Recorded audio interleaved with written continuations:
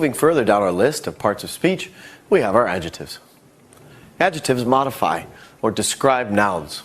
Basically, they give more information about the noun.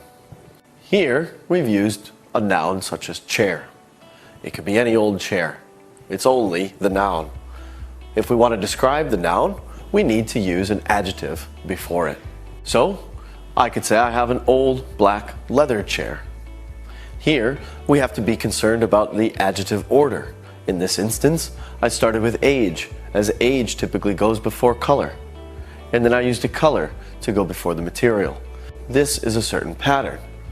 Depending on the adjectives you want to use, you always have to use certain patterns to which you'll need to be aware of when teaching your class.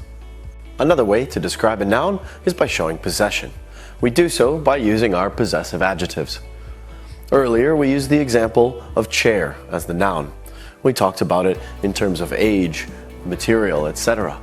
Now, we could add words such as my, your, his, her, its, our, and their also to describe the chair. It's my chair, or it's her chair, or it's our chair. These are not to be confused with possessive pronouns, which of course we'll get into in just a moment. When forming our comparatives and our superlatives, we always have to be concerned with spelling patterns. With one-syllable adjectives such as fast and old, where we have two consonants at the end, we simply add our ER or our ESTs. However, with one-syllable adjectives, where the pattern is consonant, vowel, consonant, we have to double our final consonant before adding ER or before adding EST. Now, with two-syllable adjectives that end in Y, we drop our Y and add IER or IEST.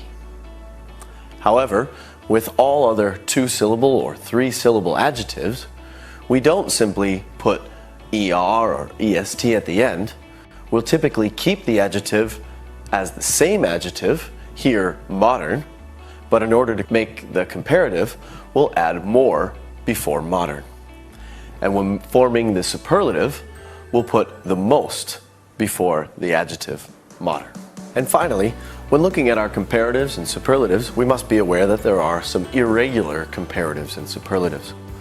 Two of the most common are the adjective good changing to the comparative better and to the superlative the best. We also have the adjective bad changing to the comparative worse and the superlative the worst.